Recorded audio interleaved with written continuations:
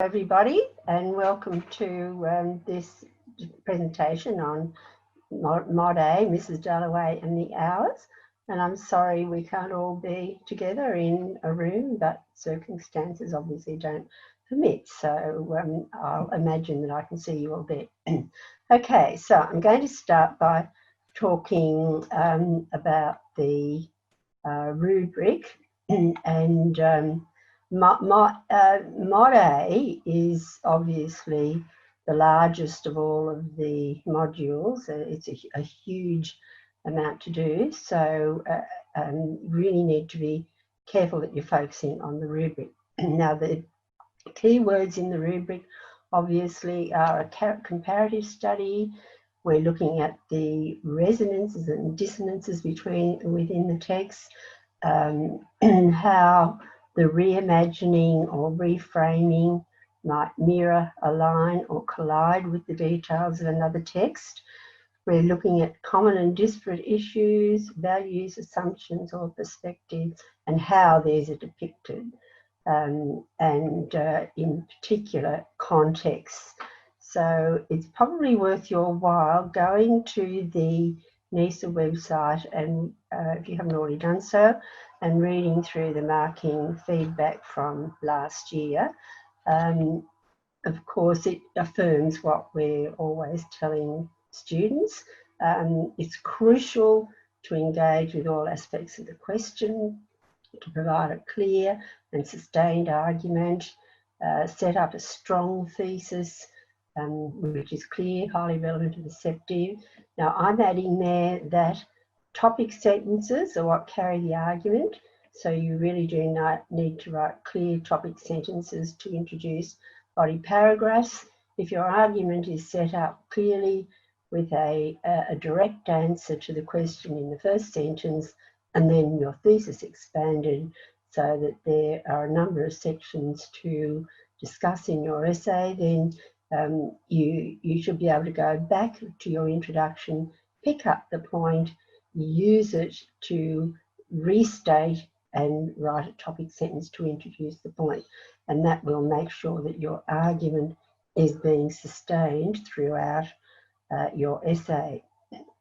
You need to have obviously a holistic understanding of the text, and you show that through detail and appropriate references. Balance and integrate contextual and textual knowledge, differentiate between the different types of contexts, integrate rubric terms. I think it's important to get into the habit of using those words that Dalloway reimagines Clarissa Dalloway as a 21st century publisher living in New York, etc. The character, there are resonances between the characters in this way. You get into the habit of using those words. Make sure you include some in the introduction. Careful analysis of techniques. Try to identify and connect your points to textual conversation. Most of all, aim for a clear and pleasantly sophisticated style which reflects your language is developing. Most of you will be reaching your peak around this time and your writing should be very fluent, but don't try to strain it and be something that you're not.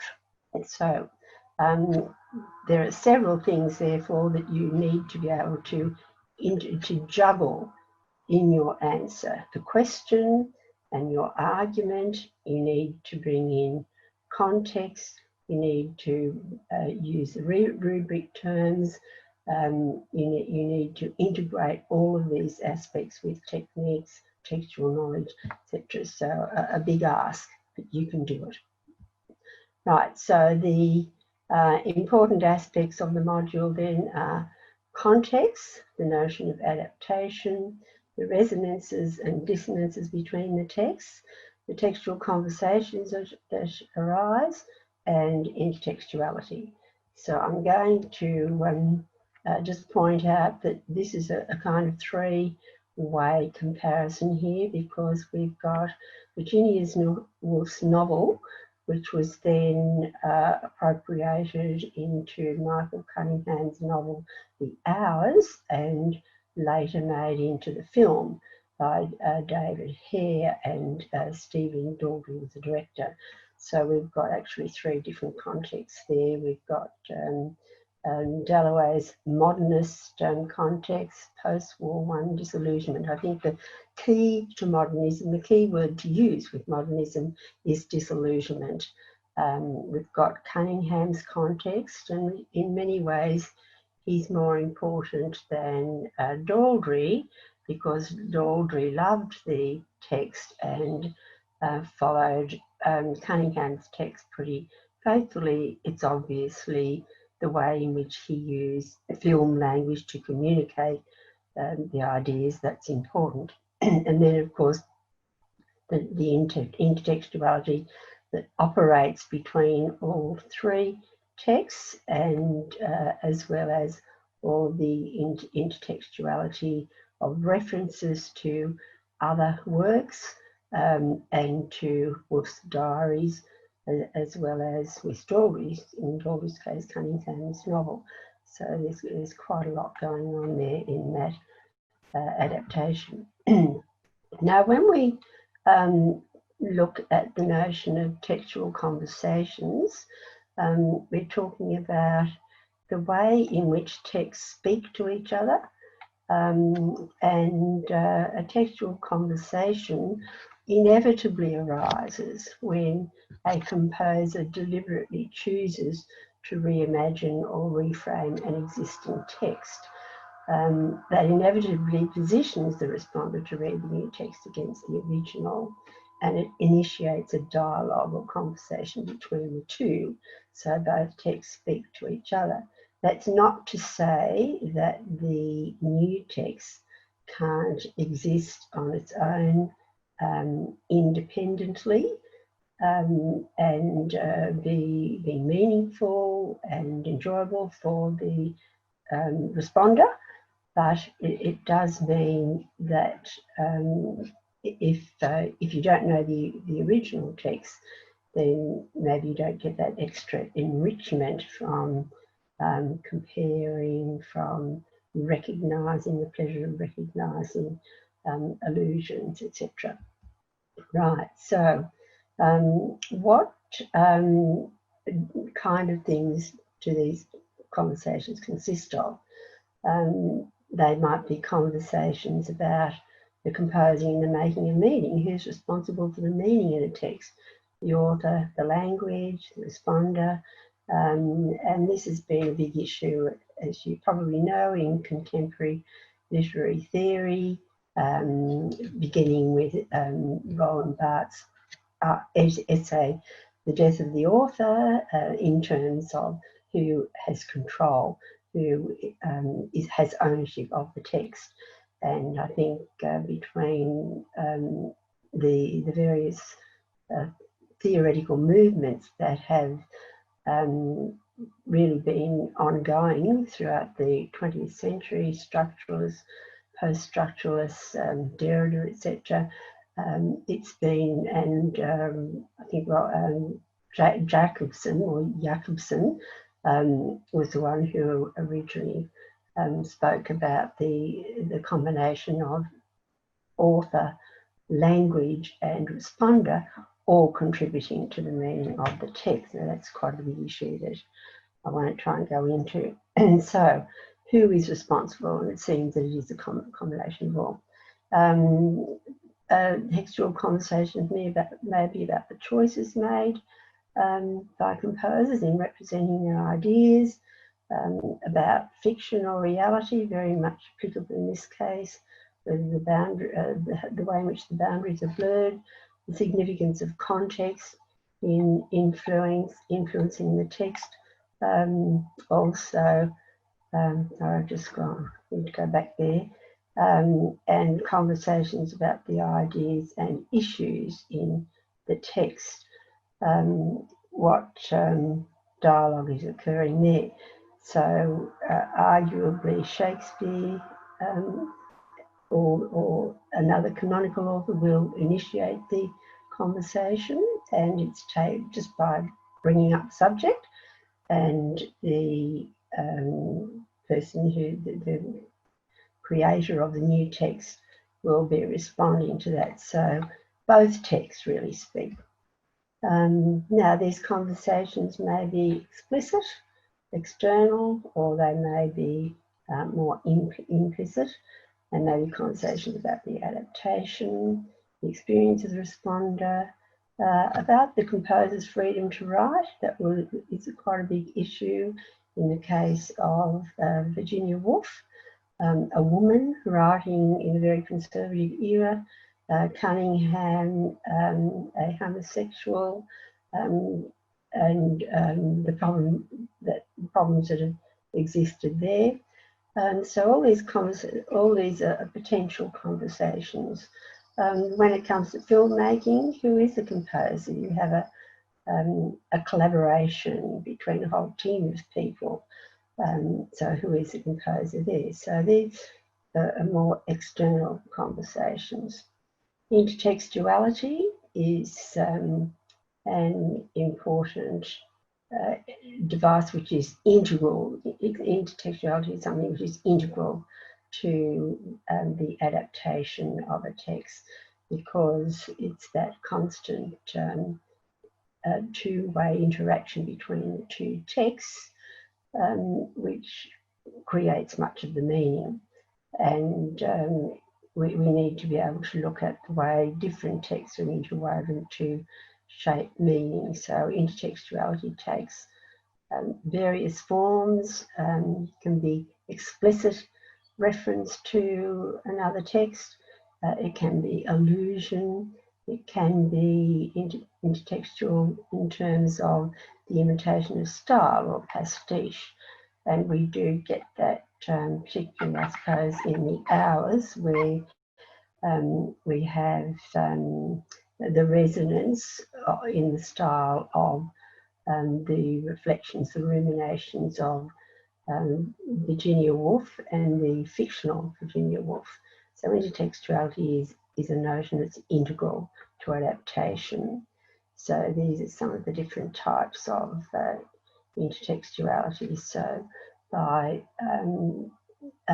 Michael Cunningham and Stephen Daldry paying homage to Virginia Woolf and Mrs. Dalloway in appropriating, and through the allusions, through the use of pastiche, through explicit references, through various motifs and symbols that are replicated in these other texts. Right, so we've got the intertextuality of the references to Mrs. Dalloway, the novel, the diaries, the suicide note that she wrote and left for Leonard, and which is used in the film. Other explicit connections between the texts, the title, the opening line, replicated events, etc., both focus on a single day. There's a preference for city life. There's quite a strong connection between Woolf as the writer of Mrs. Dalloway, Laura as the reader of Mrs. Dalloway, and in fact Clarissa Dalloway in the 21st century as the publisher. Writing is the subject of both, or the main texts, and so that there's that self-reflexive foregrounding of writing, the flaunting of the fact that this is a text that's sort of looking inwards at itself as a piece of writing or a piece of composing. The attitude of Septimus through his doctors is mirrored, for example. We've got that implicit connection between the grey nurse knitting and the lone traveller section in Mrs. Dalloway with the surrealistic scene of the flood in the hotel room. So intertextuality is something that's happening all the way through the hours with all the different types of connection with Mrs. Dalloway. Now, we need to look fairly closely at context, and one of the things that came out in the feedback from NISA last year was the need for, or the fact that students who perform better were able to distinguish between the social, cultural, historical and personal contexts. The whole concept underpinning Module A is that it's the same story, essentially, in a different context. And so the context is quite powerful in determining the way in which the story is told. Right, so there's quite a lot packed in there for the context of Mrs. Dalloway. Virginia Woolf's personal context, yes, prestigious upper class family, being a woman, lack of formal education.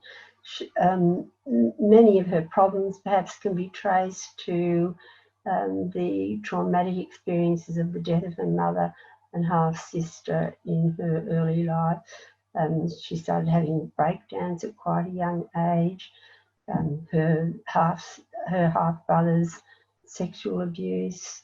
When the parents died, the rest of the children moved into the Bloomsbury area, and this is where they started the famous Bloomsbury group, a regular meeting of, I suppose, fairly prestigious and important writers and artists in London. Mary Virginia Leonard Woolf, the publisher, depression, suicide attempts, moved to Richmond. That's actually quite explicitly brought out in the Hours when Leonard races after her to the railway station when she suddenly takes off for London. And he spells that out very clearly, why we've moved here, what we're trying to do. You've got a history. So the personal context is quite important. At the same time, we've got the historical context of post-Queen Victoria, post-World War One, at the end of that long, turbulent 19th century into the even more, I suppose, tumultuous 20th century, with all of the changes that had taken place in the 19th century, all impacting the Industrial Revolution, which had brought about that shift from a rural to an urban society, the growth of democracy and capitalism, imperialism, colonialism, the very powerful voices of Darwin, Karl Marx, Mary Wollstonecraft, feminism. So all of these things have been underpinning the fabric of life as people knew it, and creating uncertainty. Social context. Virginia Woolf lived in a patriarchal society where there were strict gender roles. Society in England was, and still is, I suppose, fairly rigidly socially structured. There was the Victorian Puritan sexual morality, notions of propriety and decorum, all of those sorts of things. I'm sure you've studied some of these. And then there's the cultural and literary context of a very conservative religious society, although Virginia Woolf really was an atheist. The rich literary tradition of Shakespeare and the other great writers, particularly in the 19th century. George Eliot, the great realist novelist, wrote under a male pseudonym. Mary Ann Evans was her real name, because of the gender issues for women writers, the Romantic poets, the pre-Raphaelites, and of course Virginia Woolf is writing in the period of modernism, and she's quite a significant modernist. The context of Stephen Daldry, rather different, grew up in England, middle class, lost his father at 14, became a theatre and film director and has become quite well known for his films. The context in which Stephen Daldry is making the film is post-World War II and the Holocaust, so we've got a quite different set of historical events, the rise of nuclear energy and the associated issues, the creation of the United Nations after Second World War, or the recreation of that group of nations, Cold War, Victoria, Korea, Vietnam, civil rights, space research, all of these scientific and technological development, globalisation, environmental issues, some of these make their way into the text. So the context is very important. And then, of course, in the socio-cultural section, sense, we've got the further decline in religion, the rise of the media, powerful media organisations, advertising, marketing, consumerism, the growth of popular culture, greater focus on individual freedom, feminism, and the increasingly liberal attitudes to sexuality and homosexuality. And we see a lot of these coming into the film. So it's a good idea to make these references to context as you work through developing your argument throughout your essay, just putting in a little extra aside, pointing out the relevance to the context in influencing these ideas. Now, 20th century modernism, Virginia Woolf was very much influenced by the literary mode of modernism, artistic and literary mode, which has been defined as the artistic reaction to the loss of all of the religious and moral certainties in the 19th century, which were making people question beliefs that they had had for centuries, really. So all of those influences that I mentioned earlier, capitalism, Darwin, Marx, feminists, all of these things which were eroding traditional certainties and producing a sense of uncertainty, of inaccessibility to reliable sources of knowledge, and particularly after World War I, and this features quite heavily in Mrs. Dalloway, the effect of the disaster of World War I and the fact that a whole generation of young men was wiped out, war on a scale so catastrophic that people were reeling. And I suppose this manifested itself particularly in the late 1920s in the hedonistic pursuit of pleasure, because people were feeling so completely, I suppose, falling apart almost.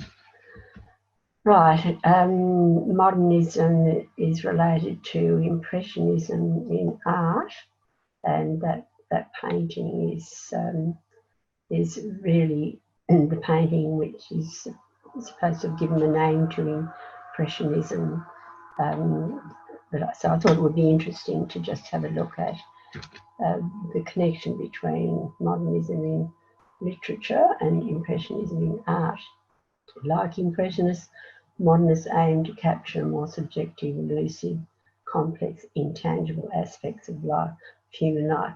So all of the erosion of what were felt to be certainties about the way human life was lived and what one believed, had the erosion of these certainties had led people to feel that there was no longer a rational external world to pin one's faith on, and so modernists were retreating into the self and into that more subjective, elusive and complex, intangible aspects of human life.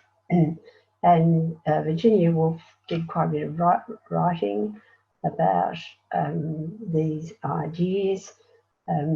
This is a particularly famous quote from her essay, Modern Fiction.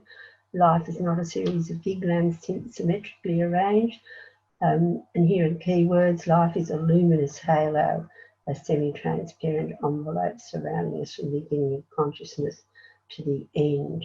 So modernists were seeking truth in the interior and perhaps hopefully inviolable world of the inner self, as the external world seemed to have gone quite insane, irrational, and could no longer build your faith in the external world. So modernist writers rejected the idea that the realists had of fiction having a mimetic role, that is, an imitative role. 19th century realists believed that if, as is probably right, artists, writers, and composers in all forms of art are pursuing truth, attempting to convey truth through their compositions, and realists believe that the way truth was to be found was by depicting the actual, what is observable and real, based on accurate and realistic observation. In other words, a kind of photographic representation of the world was the way in which you would find truth. Now, the modernists reacted very strongly against that, looking into the inner world of human consciousness, seeking deeper truth and a higher reality, and that idea that truth lay in the self was relativism, so characterised by urbanism and disillusionment. Right. So some of the characteristics of modernist writing involved a subversion of traditional techniques. So you get disrupted chronology. You don't necessarily have a linear chronology in a text where the story just starts at the beginning and works logically through step by step in time sequence to the end, but you get a quite disconnected chronology with abrupt time shifts and disconnected time sequences. We see that a great deal in Mrs. Dalloway, with the constant flashbacks, the mind jumping all over the place, and through the various stream of consciousness techniques that modernists use to access that inner world of the self. And the technique that Virginia Woolf uses, particularly in Mrs. Dalloway, is the modified form of stream of consciousness, using the third person, but it's a selective omniscience, focalising on the mind of a particular person, but shifting. So we get all of these shifts throughout Mrs. Dalloway.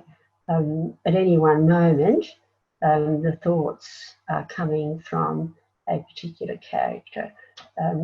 It's obviously mostly Mrs. Dalloway, but we find ourselves in the mind of bystanders and Skillman, all different characters. So there's also that shift from linear time to moment time, a more subjective and fluid notion of time, which really refers to the way in which the mind in particular can flow backwards and forwards through into memory and so forth. Another technique of modernist is use of multiple plots over unresolved endings. Modernist writing is also highly metafictional. One of the ideas that the modernists took from the Russian formalists, and particularly Viktor Shklovsky, was the notion of defamiliarizing of language, that language was getting rather flattened and mundane through overuse and had lost its power to have any impact on readers. And so language really needed to be stirred up and defamiliarized so that it was much more vital and would have more impact on readers. Modernist writing, which was a little bit of an elitist movement, also is an elevated style, so elevated language, complex structure in writing that text is interpreted at a variety of levels, and particularly use of symbolism, fantasy, dreams, as well as parody, inversion, etc., to access those more abstract aspects of human life and to focus on the inner world of the human being. And so modernists were concerned about epistemological issues, the whole issue of knowing. What do we know? How do we know it? Concerned with the self, with the relationship between one's childhood and adulthood, madness, etc. Okay, so as a modernist text, Mrs. Dalloway exhibits many of these characteristics. Of course, it's a canonical novel. It's a significant novel in the canon because of the enduring ideas. This is something we also need to be able to talk about in Module A. The enduring ideas are ideas that are relevant at any time in human existence, from one generation to another.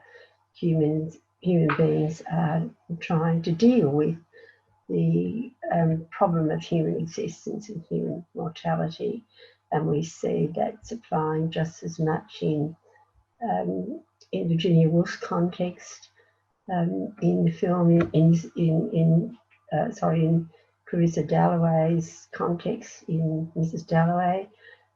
Laura is also struggling with the human existence, as are the characters in the 21st century. So this is an enduring, there are many, human suffering is something which is an enduring issue, and there are many other enduring themes that make a novel more than a novel that's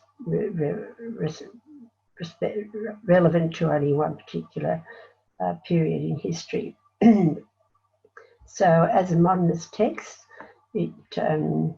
prose fiction text uses a non-linear narrative, shifting point of view, symbolism. Another key word for modernism is interiority. So if you can use those words, disillusionment and interiority, in your essay, that will help to strengthen your essay. So the interiority comes from the use of this modified stream of consciousness, the third person, selective, omniscient narrative perspective, called free indirect discourse. And the perspective shifts from the mind and thoughts of one character to another. Postmodernism, on the other hand, a late 20th century movement, really was a movement that developed particularly after the horror of World War II, and the Holocaust. After the Holocaust, it was almost impossible, really, for writers or artists to be able to create. What could you say after such absolutely overwhelming catastrophe? So postmodernism is a very broad movement which reacting particularly to historical circumstances, but also to the elitism of modernism, and also reacting against realism. So it's much more experimental and has an element of playfulness, which I think is almost a mark of cynicism. You know, the world's gone crazy, so hey, really, what are we going to make of it?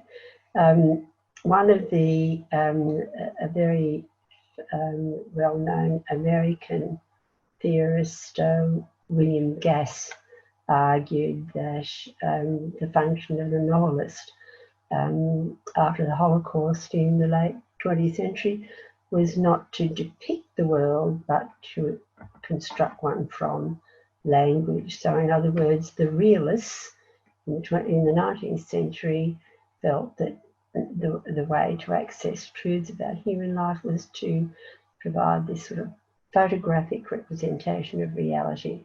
The modernists shifted into the self as a more reliable source of truth, and postmodernists took the attitude, well, there's no sanity or rationality to be found either in the external world or even the world of the self, so therefore one had to make one's own artistic world, and so this is where we get, you know, quite abstract forms of art and very challenging experimental methods.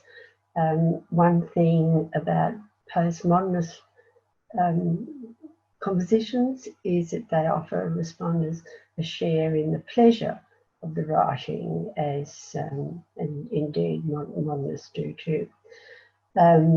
There's that association with popular culture, bridging the gap between high and low culture, challenging notions of value. And the buzzword, I think, for postmodernism is uncertainty and despair. So with modernism, we talk about disillusionment and interiority. With postmodernism, I think uncertainty is the key word. It is a very broad term. It comprehends quite a range of things. The late 20th century avant-garde direct reaction to the horror and grossness of World War II and capitalism, pessimistic worldview. Postmodernism also incorporates the huge amount of intellectual academic debate that's gone on since the 60s, including people like Barthes, Roland Barthes, Jacques Derrida, Julie Christie, Hélène Cixous, the last two feminists, Lyotard, and the postmodernism, the logic of late 20th century capitalism. James and Baudrillard, who talks about the simulacrum, the image, etc. There's been a huge amount of academic theoretical debate. Postmodernism also refers to the changing state of the world, particularly the movements that science and technology have taken towards globalization, includes the debate about high and low culture.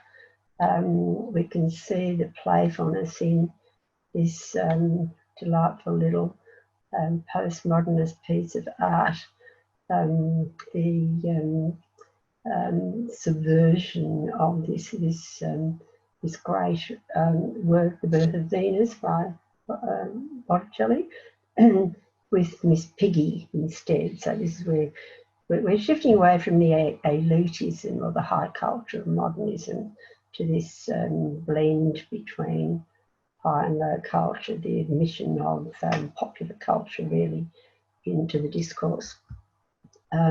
Characteristics of postmodern texts, like modernism, metafictional self-reflexiveness, self-consciousness. I think that's rather a delightful artistic image there. We've got that combination of all of those different texts there, Munch's, the screen, we've got the Mona Lisa, and then we've got someone with a mobile phone taking a photo, so mixing all of those different cultures and texts. That's very characteristic of postmodernist playfulness. Intertextuality, important aspect of postmodernist texts, subversion of narrative techniques, narrative shifts, frame breaking, that is between the fictional world and the real world, or which really raises ontological issues of what world are we in, how do we know, what do we know, etc., about the world intuitive. So frame breaking really blurs the boundaries between fiction and reality. You also get a non-linear or disrupted chronology. The story doesn't proceed in a logical, smooth way, but jumps all over the place. Parallel text, multiple voices. We certainly get the multiple voices in the three narrative strands of the hours. But I would think that the defining characteristic of postmodernist text is that self-reflexiveness, that self-consciousness, that awareness of itself as a composition. Postmodernist texts also reject the notion of a universal or abstract truth. They resist meaning and interpretation. They do require the respondent to contribute in the making of meaning, as with modernism. The responders are pressured to have to make connections, to fill in gaps, to sort of synthesise what they're getting. This is another image here which looks at the way in which you get that kind of almost recessed element of text looking at text, that very much the self-reflexiveness there of a postmodernist text. The blending of high and low culture. You often get pastiche, collage or bricolage, at patching together of jigsaw pieces almost in postmodernist texts.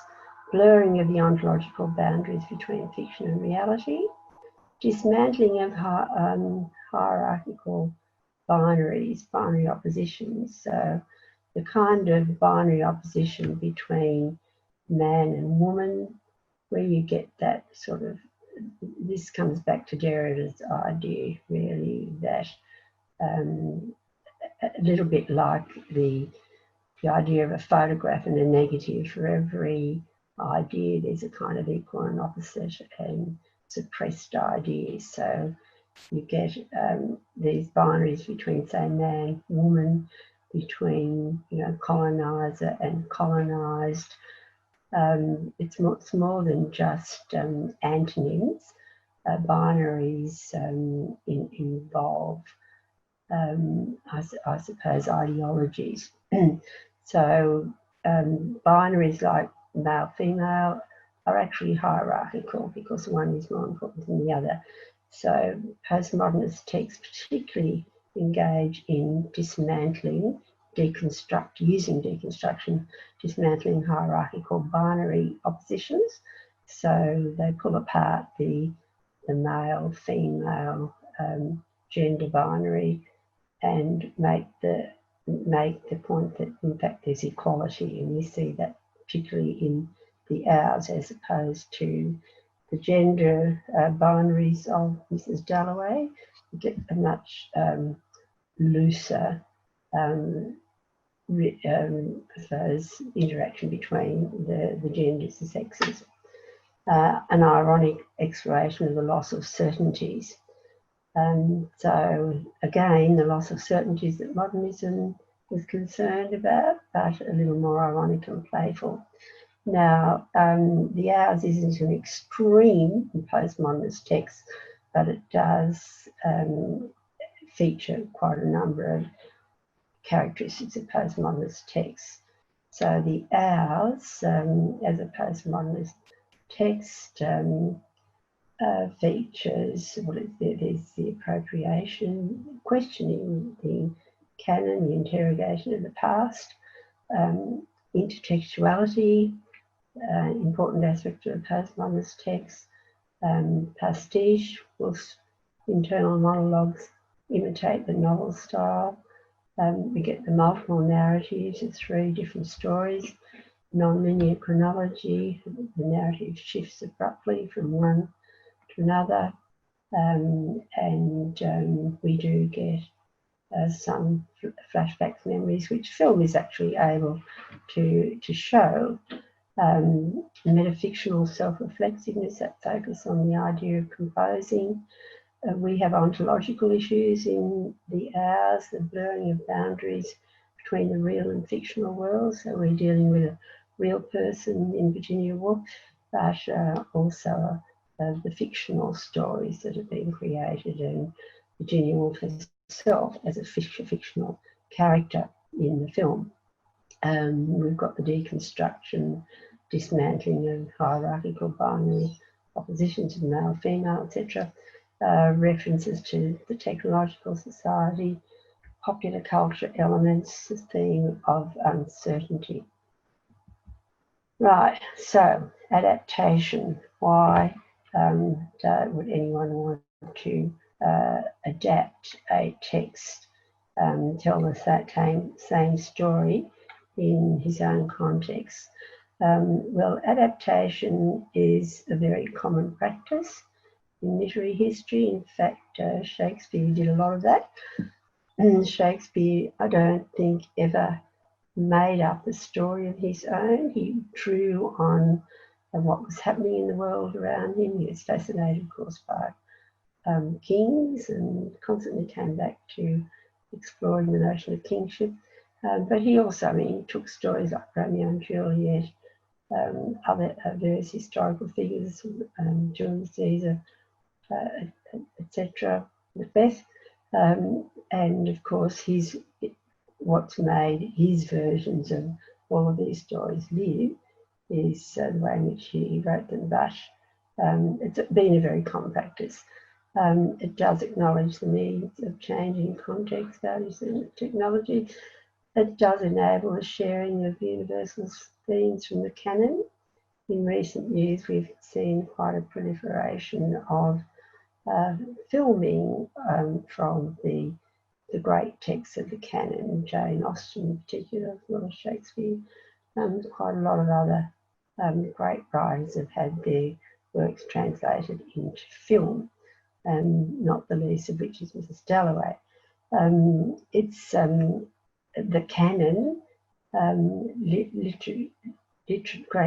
body of great literature has been a wonderful source for Hollywood, and in fact literature has given movies respectability. There are quite a few theorists that you can look into if you want to probe the notion of adaptation. Roland Barthes, I've already referred to his essay, The Death of the Author, the idea that no writing is original but draws on the many acts of writing gone before. In fact, for Roland Barthes, the whole issue of originality was quite problematic, because we're all born into society rich in its cultural heritage of stories. There's almost a cultural memory, which I suppose people like Jung would argue.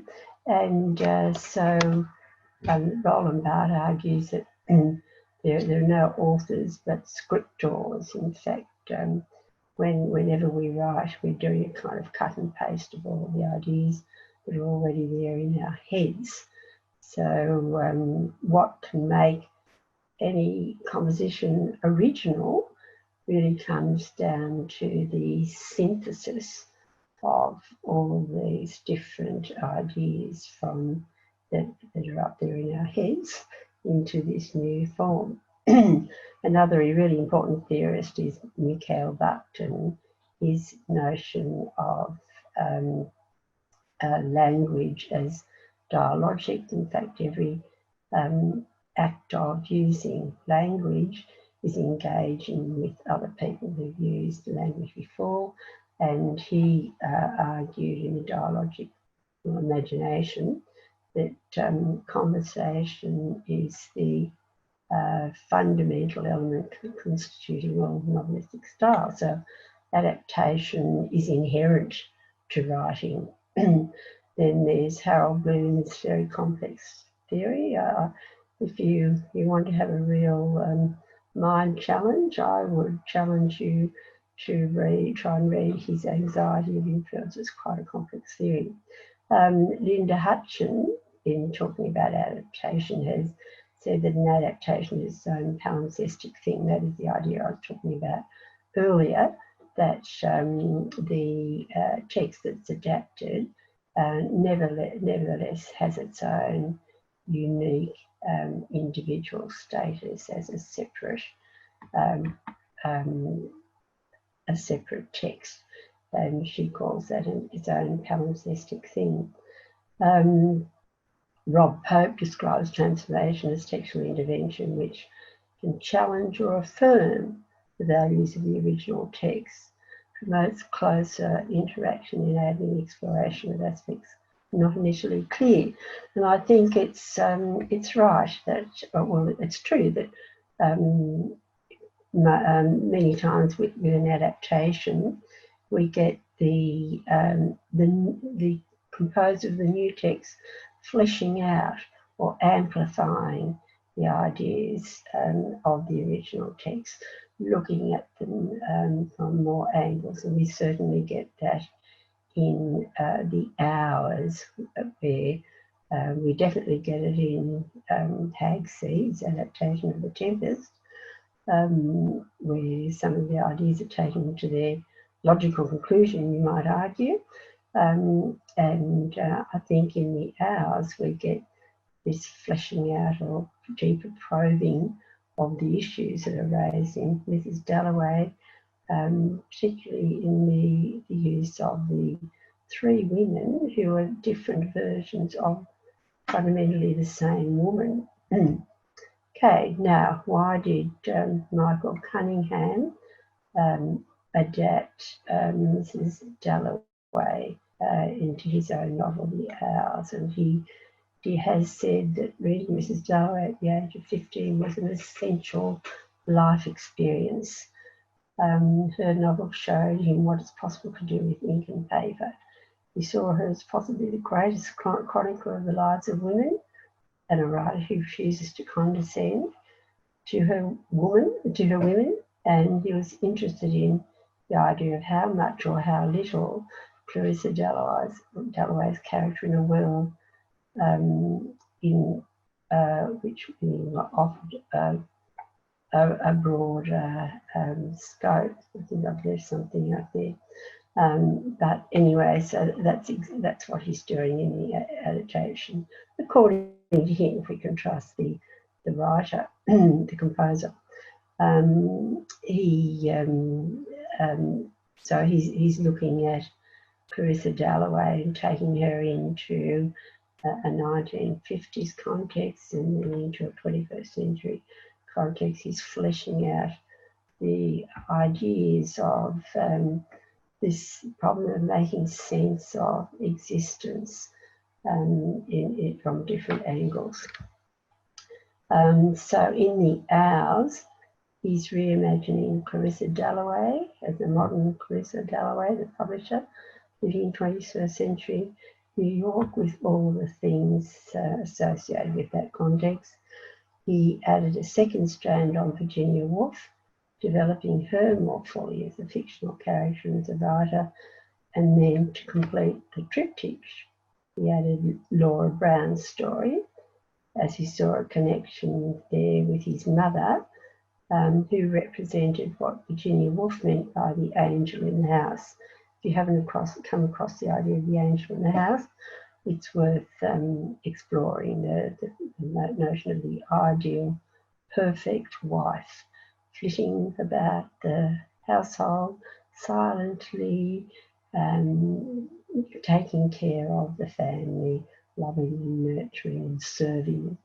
An impossible ideal. We get a nice sense of that from that image there of the perfect 1950s housewife who was ready to open the door to her husband with his slippers in one hand and a drink in the other, ready to soothe his brow after his hard day away from the office and produce these fabulous meals, perfect children, etc.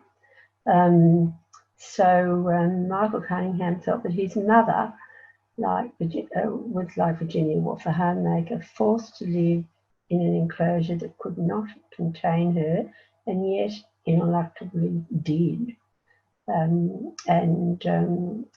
All three women essentially grappling with the same issue. Laura Brown, the reader of Mrs. Dalloway, describes a novel as about a woman everyone thinks is fine, but she's not. And that probably sums it up quite well. So then we move from the novel to the film adaptation, and it's also an homage to Virginia Woolf's novel, demonstrating the enduring relevance and value of this canonical novel. But it's a collaborative composition between the novelist, the scriptwriter, the director, after the producers obtained the film rights of the book. So we're looking at quite different idea of composer here, and that textual conversation about who has the right to compose. Is a woman allowed to compose? Is a homosexual writer allowed to compose? Who's in charge? Well, you have a group, a collaborative group, as with a film. Stephen Daldry, the director, who is really the person who provides, the director provides the vision in the film. At this point, I should perhaps comment that it's always important when you introduce your text in production, particularly in the case of a film, you put the director's name in brackets.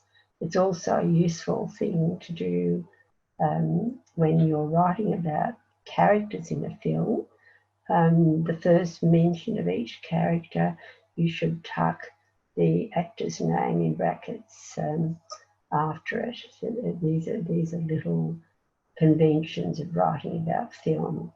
And while I'm on that subject, your introduction should be very specific about each of those things, the name of the text, the name of the composer, and the director in case of a film, and a good idea to put the year of composition, and make sure you specify the text type. So don't assume that everybody knows that you're talking about a novel and a film, just pop it in. So Stephen Daldry found his main task for this very powerful script was to tie the themes in the three narratives into one emotional arc. And the way in which he attempted or succeeded in doing this, I think it is a problem when students say the writer tries to achieve this, and my mind thinks, well, does he not succeed? Well, I think that canonical writers invariably succeed, and Daldry, I think, succeeds in what he tried to do. So the things he focused on were rhythm, context, cutting patterns, and releasing information selectively make the tension work in the narrative. For him, there was a problem of interiority. How do you get that sort of the inner voice and speaking, a character speaking their thoughts aloud? He rejected the use of voiceover, which is a very common technique used in film, for the internal monologues, relying instead on the actresses. He felt that Nicole Kidman's, the actress, her intuitive character strengths, and Meryl Streep's emotional use of the breath were very effective ways of conveying much of the interiority of Mrs. Dalloway. In addition, he used the music of Philip Glass and a series of motifs to maintain continuity with the actors. For example, the water motif and the flower motif, which helped to create that textual integrity, if you like, the cohesion of the text. Okay, now when it comes to an actual comparison of the texts, where are the resonances? Well, we have resonances in the plot to begin with. Both texts focus on the events of a single day, and that was a very important part of Virginia Woolf's rationale for Mrs. Dalloway. She really wanted to focus on the notion of capturing life in a book, and she felt she could do it by focusing on the events of a single day. And Daldry, in fact, fuses this single day with the day of Virginia Woolf's suicide, just to add that extra dimension. Both texts deal with a party. Clarissa's preparing for her elegant evening party to help her husband with his political interests, and while it's just as prestigious an issue for the party in the 21st century. Clarissa Vaughan's party to celebrate Richard Brown's literary award, the Carruthers Award was the award he got. So Laura's making, in 1950s, making a cake for Dan's birthday party, and Virginia also has a tea party for her sister Vanessa. So the notion of a single party in Mrs. Dalloway is expanded into 3 parties in the hours. Other resonances, other events in Mrs. Dalloway which are mirrored in the hours. Get used to using these rubric terms. The suicide becomes 3 suicides in the hours. The final gathering brings the key individuals from Clarissa's past together in the novel, and brings ties the 2 time periods together in the hours, where Richard's mother arrives. So Clarissa hears about the suicide of Septimus. Virginia Woolf's suicides in the hours. Laura Brown intends a suicide, chooses life after reading Mrs. Dalloway, and there's that very explicit link in the film where we're cutting from Virginia Woolf composing the hours, the fictional Virginia Woolf, to Laura Brown in the hotel reading the book, where the hotel where she's gone to commit suicide, and Virginia Woolf is musing in the novel about the novel that someone has to die, and she decides not the main character, someone else has to die. And at that point in the film, Laura Brown sits up and makes that choice to stay alive, but in fact to pursue another occupation, to become an artist. Right, so resonances in the characterisation. Well, first of all, we've got the character of Mrs. Dalloway, complex, introspective, middle-aged, over 50, an unfulfilled wife, mother, homework, feeling of emptiness, something lacking in her life, and fear of having to confront, just go back there, having to confront life.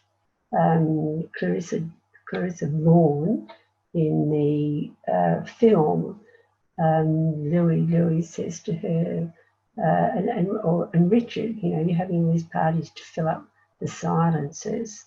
So there's that link with the two of them being, that sense of being shallow. Values the moment, sees life as ordinary, daily events, love being important. The regret about lost loves, Peter Walsh, Sally Seaton, that moment that she felt she could have been happy with Peter Walsh, but instead married the sensible but unemotional Richard Dalloway for his support and security. And as Clarissa Vaughan has chosen Sally, her partner, as a safe option. And Clarissa Dalloway sort of identifies with the suicide in Mrs. Dalloway, the young man who killed himself, as having preserved something that mattered. And Virginia Woolf in the film says to Leonard Woolf, well, someone has to die so the rest of us can really go on living and appreciate life. So where do the texts collide? They collide, where are the dissonances? Dissonances in the text type. We go from a novel to a film. In the literary mode, from modernism to postmodernism, a single narrative becomes three, connected through music, motifs, etc. The non-linear chronology is in fact a resonance. Sorry about that. Interiority in Mrs. Dalloway through the modified stream of consciousness technique with the person, more free, indirect discourse. Whereas in the hours, it's achieved through, so we've got a resonance and a dissonance there. We've got disconnected time sequences. Dissonances in the different types of language. So we've got the language of novel and the language of film. The language of film includes all of those aspects listed there: script, dialogue, camera, sound, music, lighting, production, design, or mise en scène, location, casting, actors, costume, scenery, special effects. Editing is probably the most powerful, most important. Whereas in Mrs. Dalloway, we've got the language, quite elevated style of language, using symbolism, complex structure, and the reader having to make the connections. In fact, that's another resonance. And then we get the use, particularly in the film, of visual motifs. There are dissonances in the settings. So we go from post-World War London with its urban society, clearly defined gender roles, strict social hierarchy, and Sally, who's quite impoverished, Mrs. Dalloway, marries into the aristocracy. We've got the poor and lower middle classes. The class sort of delineations are very clearly defined, and conservative lifestyle and values in terms of strict codes of behaviour and etiquette, the sexual puritanism, conservatism, suppression of emotion. We've got more dissonances in the setting. between 1923 Richmond and London in the novel, clear gender roles, social hierarchy, and in the hours, the 1951 post-war America in one narrative strand, the insular world of post-war middle-class suburban Los Angeles where gender roles are still clearly defined, and then the different setting of late 20th century contemporary New York, and there are many ways in which the filming brings out a lot of these aspects of late 20th century, early 21st century New York, urbanised, sophisticated, technological. The class structure is a little more fluid. Clarissa middle class, rich and more impoverished. We've got the openly sexually liberated society and Clarissa's lesbian lifestyle. Resonances and dissonances in the characters again. Some of the differences there with Clarissa Vaughan, but also resonances. She's a successful publisher and a career woman, unlike Virginia Woolf or even Laura, who chafe at their restrictions. A sexually liberated lesbian with a daughter. She tells us at one point that she doesn't know who the father was. It was some sort of one-night stand. But like the others, she has a sense that she's not coping, feels overwhelmed, becomes quite emotional preparing for the party. Fear of being shallow, has the same longings for a past romance. And the fictional Virginia Woolf. In real life, she died at 59, preferred London to the country, but focused on the city, not interested in domestic issues, constrained by doctors, shares that kiss with her sister Vanessa, which is taken up by Laura and her friend Kitty, who comes to the house and is quite shocked, and Sally and Clarissa Vaughan in New York. Married to the sensible Leonard writes about the value of the individual moment, chooses life with her character, suicides. Arguably, her suicide involved, as well as the desperation to get away from the torment that she's living in, is an element of consideration to spare other people, particularly her husband, from suffering. But I think that's something that's not necessarily there with the other two. Laura Brown, the reader, constrained by the concepts of perfect wife, housewife, troubled, unhappy, constricted by her gender role, plans suicide but chooses life when Virginia Woolf, the writer, chooses life for her protagonist, abandons her husband and children, compelled to make choices. And then we've got all the other resonances between Septimus Smith and Richard Brown, the ex-World War I soldier suffering from post-war trauma, Richard in the last stages of terminal illness. Both are poets in a sense. Both hear voices, which is something that Virginia Woolf was known to have experienced. In Septimus' case, birds singing in Greece, damaged by past traumatic experiences, both distrustful of doctors, suicide by jumping from a window. Then we've got the resonances and between death and suicide, which actually also bring up conversations. And what is each text really saying about these subjects? So death is prominent in both texts. Laura Brown reads Clarissa Dalloway's reflections about death. Virginia Woolf's suicide at the beginning casts a shadow over the whole film. That's quite an important moment in the film, where Virginia Woolf is so fascinated by the dead bird and actually lies down next to it, covers it with flowers, etc. The importance in the face of death of the moment. The moment is everything.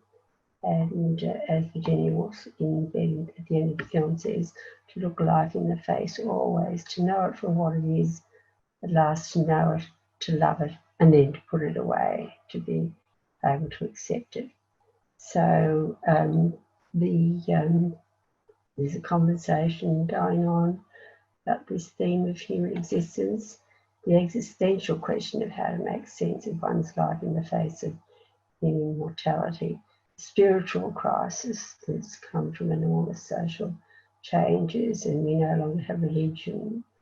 And Clarissa Dalloway is an atheist, and there's no sense of any religious affiliation with the others.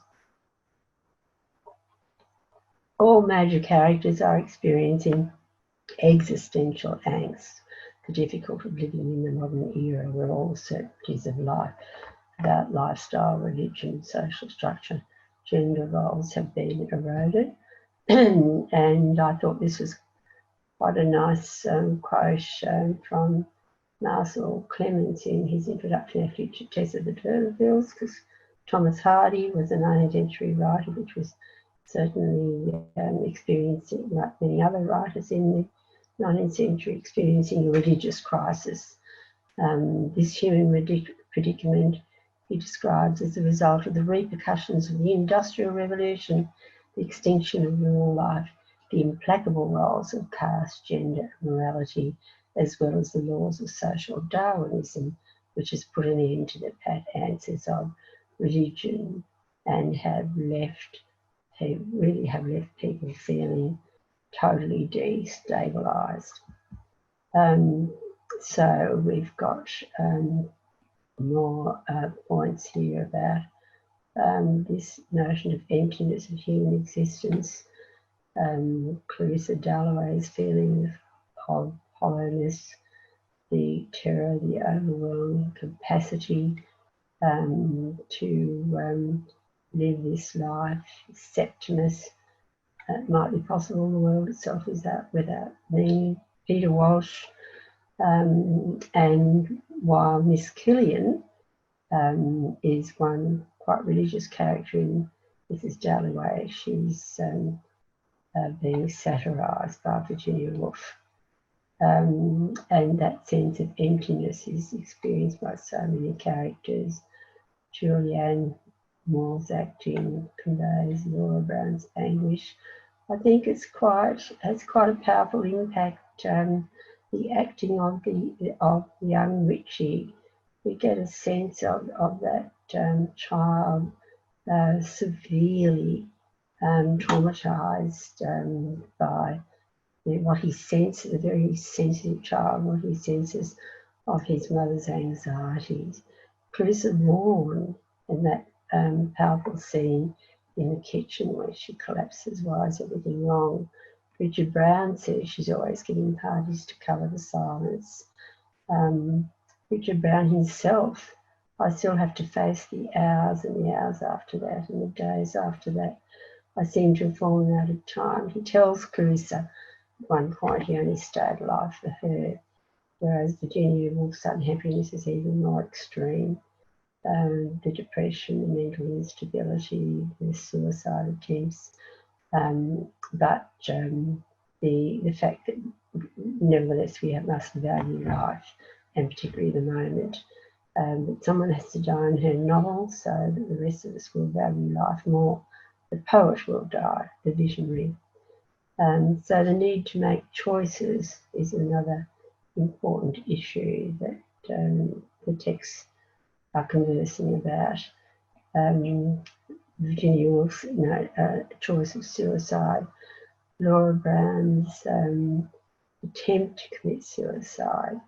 The fact that both Clarissa Dalloway and Clarissa Vaughan have chosen partners to give the comfort of security, and the fact that the choice of real happiness for Clarissa Dalloway, a fleeting moment that is gone, and was probably a mistake, but it wasn't an option.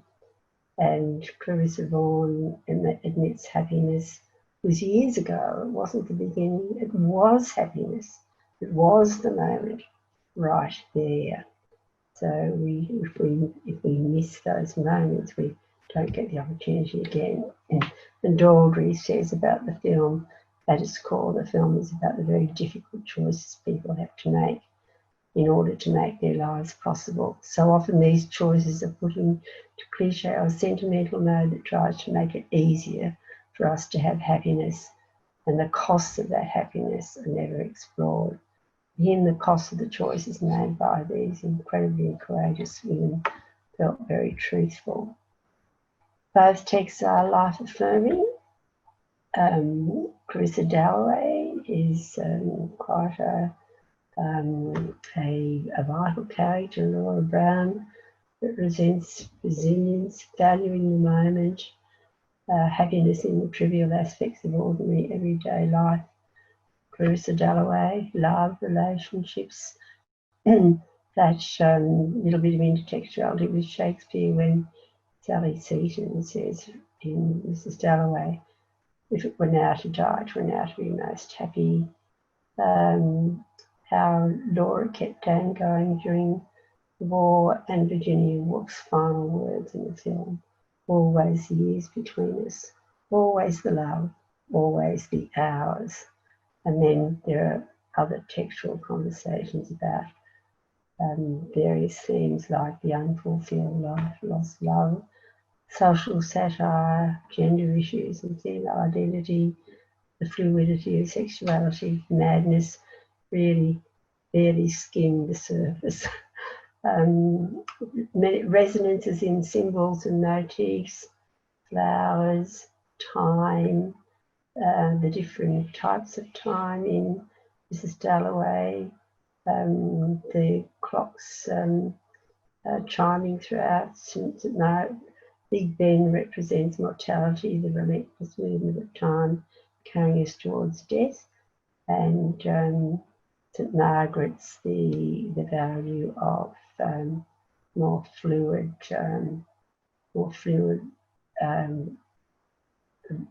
time. So Woolf distinguishes between external measured chronological time and the notion of psychological time. So we've got the motif of clocks and time.